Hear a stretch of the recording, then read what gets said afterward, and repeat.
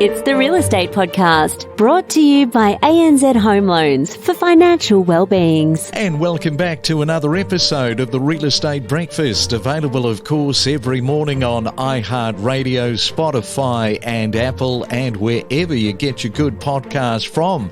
On this Sunday morning, as our weekend continues, it is July the 23rd, and coming up we have 7 days of real estate. We look back on some of the talking points, some of the guests that we've had, including speaking on Monday to Eliza Owen. This was kind of part 2 of the conversation about their monthly housing chart pack, and this is providing insights into the residential property market. We also spoke to Asti Mardiasmo. Well, we tried to, and then we sort of lost the Wi-Fi, didn't we, on Tuesday? And then Mario Volpi from Dubai talked about the luxury market. But we are going to also be catching up with Asti this coming Monday, and let's hope our Wi-Fi connection is a little bit better. We also spoke this week to Varsha Daswani, the principal from SAI Real Estate Group, and we were sort of concentrating on this area on the Sunshine Coast. It's a bit of a pocket. It's a hot spot called Moffat Beach. Also this week, we spoke with Matthew Hughes, the founder and managing director, of course, of Capital Property Advisory in Perth. Just so many talking points in Perth at the moment. And we spoke to Matthew about the stock levels, which are low, but the construction costs are starting to soften. So that is some great news for Perth. And we also spoke with Anthony Landahl, the managing director of Equilibria Finance, about the property affordability, which now encompasses both home buyers and rental availability. So that is all coming up with our 7-day reflection as we look back over the last 7 days. Always plenty to talk about. Each week, we bring you in-depth real estate discussions, including inspiring stories from homeowners, knowledgeable real estate professionals and economists. Whether you're a buyer, seller, or just a real estate enthusiast, we are your ultimate property podcast. Let's fuel your passion for property together. Join us, along with our industry experts, to help inspire and inform your next real estate decision. When it does come to these types of reports, there is a lot of focus and attention on the median days on market. Many people get very fixated on these numbers, but it doesn't always tell the full picture of what is going on. Would that be a fair comment? Yeah, I think so. You know, we saw median days on market through the 3 months to June were up slightly on the 3 months to May. And I think part of that could be seasonality. Another part of it is that if the market is heating up, we might actually start to see properties sell that have been on the market for a relatively long time. So technically that could inflate the days on market measure, and you don't really see the reduction in days on market until we're well into the upswing. I think overall these numbers are pointing to better selling conditions, particularly when you couple days on market with, say, vendor discounting. And I think we will probably start to see a further reduction in that number over subsequent reporting periods. And what about the new property listings in the 4 weeks to July the 2nd? What did that tell you in your report? Yeah, so this was really interesting, and it's something we've been reporting on a little bit lately, is the fact that new listings at about 32,600 properties advertised in the past 4 weeks, they were a little bit higher than what we'd seen in the previous reporting period. And that's pretty unusual for this time of year. We're coming into winter, so new listings should actually be trending lower. So that's a trend that we're keeping an eye on and really asking ourselves in the context of rising mortgage rates, why are more people starting to sell when we would usually be seeing a seasonal winter slowdown? Overall, total listings are still very low, but that's certainly a curious trend we'll be keeping an eye on. Yeah, so just talk to that a little bit. The total listings for the same period, I think that came out to just a squeak under 131,000, trending lower than the previous 5-year average. That's right. So at 131,000, total listings are still about 30% lower than where we would usually see them this time of year. So if new listings are rising, but total listings are falling, that basically means that for every new listing added to the market, there's more than one sale happening. So it means if you do feel motivated to sell at the moment, or you need to sell for whatever reason, at least you're selling into a pretty strong market where those new listings are being very strongly absorbed. If you're serious about real estate, we're serious about delivering the most comprehensive property information every week. They really are. And I think, to be honest with you, there's a few reasons or components as to why. In a place like Mosman, you really can't beat the quality of the homes there and also the views that you're getting of Sydney. And that's always been Mosman's selling point in terms of the type of real estate that you do get in the area. But it also does speak to the demand and supply in terms of actual standalone detached dwelling and how dwindling it is, regardless of the price bracket, and how there is actually still demand for these types of properties. Yeah, indeed. And so for July, how do you feel that the market is going right at the moment? I think at the moment the market is enjoying a little bit of a break from the cash rate hikes. We are definitely seeing more people coming back to your auctions and also to your buying sort of patterns and going to home inspections. A lot of people are going to their banks and asking them, how long do you think the cash rate hold is going to be? Am I in a better position to buy now? Oh, are you there, Asti? No? Boy, that looks like we have lost Asti. Well, it's a good thing that we also have Mario Volpi with us. Now, you might remember Mario. We have spoken to him a couple of times. He's a real estate professional and he is working in the Dubai property market, and he joins us this morning. I hope that he's there. Are you there, Mario? I am. Unlike Asti, I am definitely alive and kicking. Yes, Asti just sort of dropped off the map there, and, podcasts are only as good as their internet connections. I'd have to say I would hate to be doing this back in the old days where you had the old dial-up modem, because it was an absolute nightmare. There it is. You'd remember this, Mario? Yes, I do. You'd have to hilarious. Wait for it. Nearly there. And, the thing was, back then, we thought that was genius. Well, Craig, I don't mind telling you, I started in 1984 in my career in real estate, and we didn't even have mobile phones in the UK. So, to actually conduct business was done very, very on a wing and a prayer. We would go on viewings and then come back and say, oh, the person didn't turn up. They say, oh, yeah, they called to say they weren't going to come. But of course, by then, nobody would let me know. They didn't have mobile phones. I think pages were just around there, but I didn't have any. So we did business in a very, very different way. Oh, yeah, for sure. We don't want to go back to those days. But when you drop your internet connection, you have nothing. So, Asti, we will get to you, but it probably won't be this morning.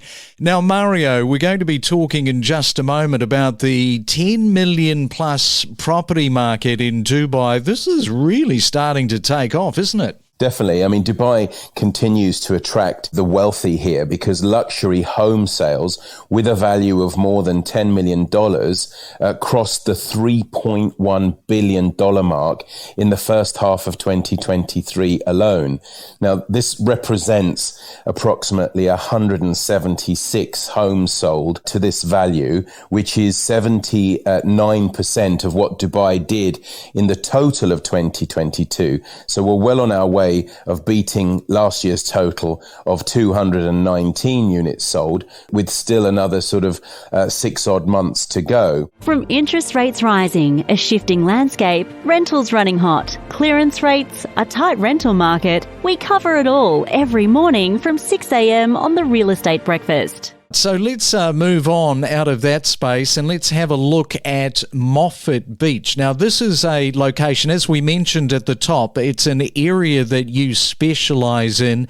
This area really has been developed. It's taking off. People are really starting to hear more about Moffat Beach. Just because of the lifestyle in itself, a lot of people are understanding that Moffat Beach is like close to everything, close to the beach. It's like literally right there. The beach is right there. The lifestyle is quite, relaxing, and people are really lovely there. So people are wanting to move to Moffat Beach just because of the lifestyle, and people clock off at 3:00 in the afternoon in Moffat Beach. So it's quite different compared to Brisbane. So Brisbane is like, we are quite structured. We are 9 to 5, and it's a very go, and it's a metro city. Whereas in Moffat Beach, it's quite relaxed and chilled. I think the point to really make here is that people have heard of Kings Beach and Dicky Beach, but those two locations, they're carrying a much heftier price ticket, aren't they, in terms of dollar value? You are going to get a lot more bang for your dollar in Moffat Beach. Is that fair to say?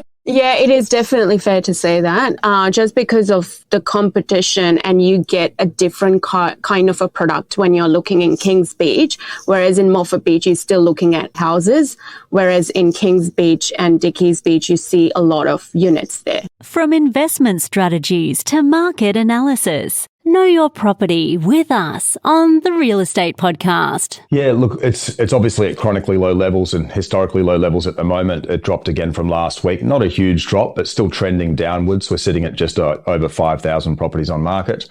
But we are starting to see some positive trends, specifically in vacant land sales. They've increased of late.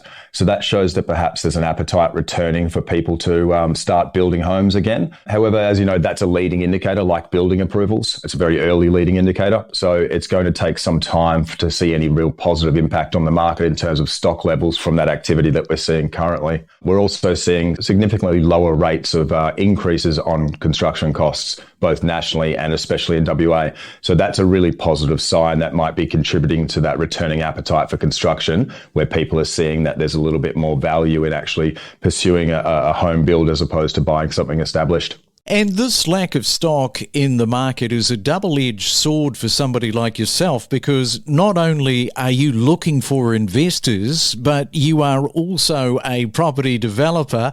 And as a project manager with Capital Property Advisory, perhaps give us an overview of the current construction landscape for residential property developers. Yeah, so as I mentioned before, we are seeing some positive signs statistically in terms of the construction costs. But when I say that, we're talking about a softening of certain prices of certain key construction inputs. So, for example, bricks have dropped in price from well over $3 to about $1.80.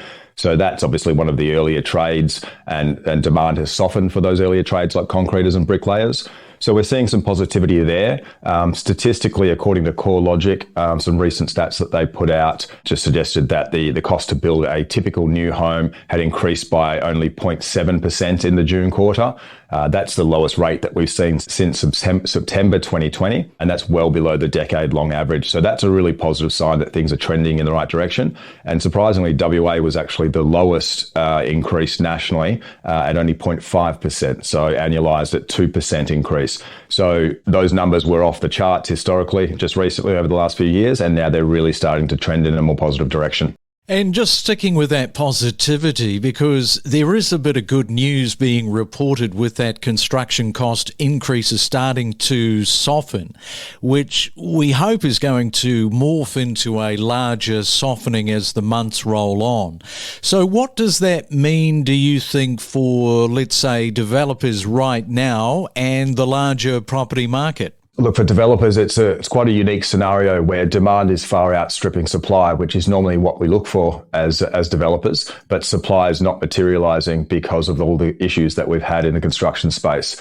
So typically when we have demand far out exceeding supply, developers rush in to create more supply because there's profit there. But that hasn't been the case due to development and construction costs being very high, timeframes being very long. You couple that with increases on interest rates and the risk element as well. And not many sites are feasible to develop at the moment. So we have seen developers sitting on their hands for some time, but also from our boots on the ground perspective, we are starting to see a little bit more appetite for development sites that we've been looking at. We have seen a little bit more activity from smaller developers and infill developers here in Perth. Remember to follow us on any of the podcast platforms so you never miss a real estate podcast. You can follow us on Apple, Spotify and Amazon. Know your property with us. Yeah, the problem is very fragmented. Wherever you look, you've got issues with the private rental system where renters are facing affordability. They're facing issues around, they're saying things. Renters might only get short-term 6 to 12-month leases. They're not getting that security. They're having issues around the maintenance. Then you've got the conflict with the landlords not getting their investor returns, having cash flow issues at the moment, having issues with affordability. So you've got the fundamental issues around the current market, and then you've got the fundamental issues around creating more supply. And a lot of these projects are the build-to-rent projects, the government investment. A lot of these projects are longer term. They're not meeting the needs of today, where I've read some recent data that we're looking at a shortage of up to 1 million houses in the coming years. Some of the programs at the moment are talking about creating 10,000 houses, 15,000 houses, 5 or 10 years on the horizon. So the problem is becoming more of a difficult problem to really fix. And we're just sort of adding fuel to the fire too, aren't we, in terms of migration at the moment? So many people coming to the promised land of Australia. Yeah, I think we've got to look realistically at that, taking the politics out of that. Fundamentally, it's not a good time for our housing market to be bringing in up to 400,000 migrants over the next 12 to 18 months who are going to be competing for those rental properties, who are potentially going to be competing for those houses to purchase with current Australians and current Australian families who are struggling to either find a place to live in as a renter or to afford a place to purchase. So politics aside, and the need for some of those resources, from a housing perspective, it's not good timing. You know, the problem with that comment, Anthony, is you're talking too much common sense, and that doesn't go with politics. Yeah, I know. They often don't mix, do they? Politics and common sense. It's just not good timing, bottom line. Now, Longview recently released 3 housing affordability white papers which aimed to try to understand the root causes and propose solutions. Now, perhaps if you can share with our listeners any key insights from these papers that have contributed to the ongoing conversation. Yeah, there was some work done by Longview in coordination with PEXA as well. Obviously, they've both got an interest in the housing market, and there was some interesting data in there. And one of the main areas that they were really focusing on was separating what the issues were around your current issues with renters and landlords, but then how do you solve this broader supply issue?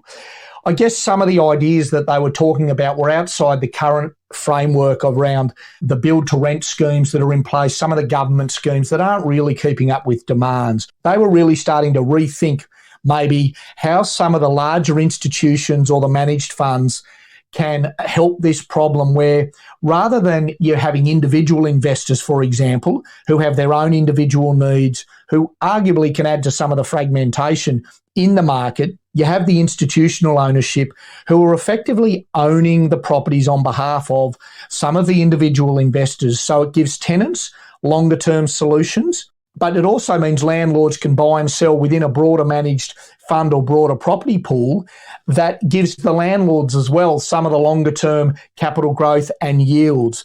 So it brings more stability to the market where you've got the managed funds or institutional ownerships of some of these housing estates or some of the houses. Quite common in North America and some areas like that. So it's like a bought-to-rent program as distinct from build-to-rent, where it's institutionally owned, a lot of these properties, but private investors can still buy and sell within that managed fund. Don't navigate the real estate market alone. Let us help guide you in the world of real estate every day. Make better informed decisions with the latest news and insights. We connect you to the best real estate information across Australia. The Real Estate Podcast.